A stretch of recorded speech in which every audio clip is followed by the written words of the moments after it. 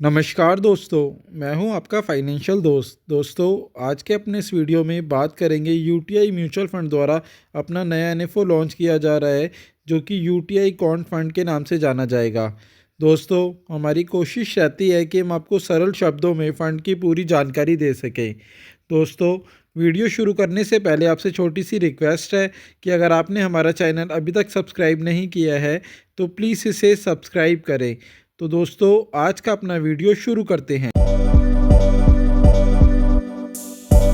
UTI mutual fund द्वारा अपना नया एनएफओ लॉन्च किया जा रहा है, जो कि यूटीआई क्वांट फंड के नाम से जाना जाएगा। इस एनएफओ के अंदर आप 2 जनवरी 2025 से लेकर 16 जनवरी 2025 के बीच में निवेश कर सकते हैं। वहीं अगर आप इस बीच में निवेश नहीं भी कर पाते तो जब ये फ़ंड दोबारा से रीओपन होगा तो भी आप इसके अंदर इन्वेस्टमेंट कर सकते हैं। अब जानते हैं इसकी स्कीम डिटेल के बारे में। यूटीआई क्वांट फंड बेसिकली इन 4 फैक्टर के ऊपर अपनी इन्वेस्टिंग करने वाला है: मोमेंटम, क्वालिटी, लो वॉलेटिलिटी और वैल्यू। इन 4 फैक्टरों के ऊपर ही इसका इन्वेस्टिंग का फोकस रहने वाला है और इसी को मद्देनज़र रखते हुए वह अपनी इन्वेस्टिंग करने वाला है। 2006 से लेकर 2025 तक का डाटा है, जिसके अंदर आप देख सकते हैं कि हर एक साल हर एक फैक्टर नहीं परफॉर्म कर पाता, क्योंकि कभी लो वॉलेटिलिटी अच्छा परफॉर्मेंस देती है तो कभी मोमेंटम अच्छा करता है, तो कभी वैल्यू सेक्टर अच्छा करता है और कभी मोमेंटम। इस हिसाब से आप देख सकते हैं कि अलग अलग मार्केट साइकिल के अंदर अलग अलग फैक्टर इसके अंदर अपनी परफॉर्मेंस अच्छी या बुरी देते हैं। तो इसलिए इस तरीके के फ़ंड के अंदर अगर आप करते हैं तो आपको तीनों का ही, चारों तरीके का ही बेनिफिट मिलेगा। यानी इसके अंदर आपको मोमेंटम का भी बेनिफिट मिलने वाला है और लो वैलिडिटी का भी बेनिफिट मिलने वाला है, साथ ही साथ क्वालिटी और वैल्यू, चारों ही फैक्टर का बेनिफिट आपको एक फ़ंड के अंदर ही मिल सकता है। और यदि इसके अंदर एसेट एलोकेशन की बात करें तो उसके अंदर मोमेंटम के अंदर 0 से 100% तक इन्वेस्टिंग हो सकती है।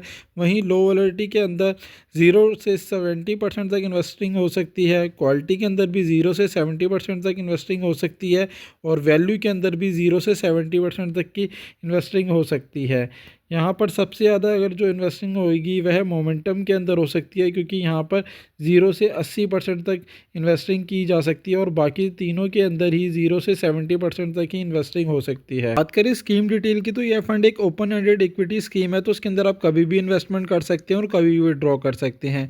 वहीं इस फंड का बेंचमार्क की बात करें तो यह BSE 200 टोटल रिटर्न इंडेक्स का रहने वाला है। एग्जिट लोड देखें तो यदि आप अपने पैसे को 90 दिन से पहले विड्रॉ करते हैं तो उस पर 1% का एग्जिट लोड लगेगा और यदि 90 दिन के बाद करते हैं तो उस पर किसी प्रकार का कोई एग्जिट लोड नहीं है। वहीं आप इसके अंदर SIP, SWP, STP सभी तरीके से अपने इन्वेस्टमेंट और विड्रॉ के ऑप्शन को सिलेक्ट कर सकते हैं।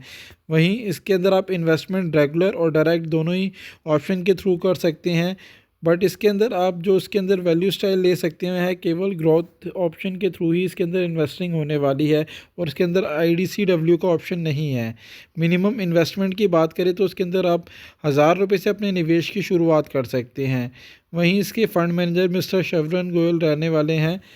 और यदि आप इस फ़ंड के अंदर इन्वेस्टमेंट की सोच रहे हैं तो इन्वेस्टमेंट से पहले एक बार अपने फाइनेंशियल एडवाइज़र से सलाह ज़रूर ले लें और आपका नज़रिया लॉन्ग टर्म का हो तो ही इसके अंदर इन्वेस्टमेंट की सोचें। वहीं बात करें इसके अंदर टैक्सेशन की तो क्योंकि ये इक्विटी कैटेगरी का फ़ंड है तो उसके ऊपर टैक्सेशन भी आपका इक्विटी वाला ही रहने वाला है।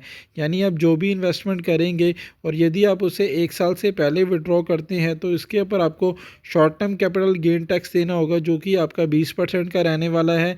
वहीं अगर आप इसे 1 साल के बाद सेल आउट करते हैं तो उसके ऊपर आपको 12.5% का long term capital gain tax देना होगा, पर वो भी आपको तभी देना होगा यदि आपका प्रॉफिट 1,25,000 से ज़्यादा है। अगर इससे कम है तो आपको किसी प्रकार का कोई टैक्स नहीं देना होगा। दोस्तों, आशा करता हूँ मेरे द्वारा दी गई जानकारी आपके लिए उपयोगी सिद्ध होगी और यदि आपको वीडियो अच्छा लगा हो तो प्लीज़ इसे लाइक शेयर करें और चैनल अभी तक आपने सब्सक्राइब नहीं किया है तो प्लीज़ इसे सब्सक्राइब करें। धन्यवाद दोस्तों।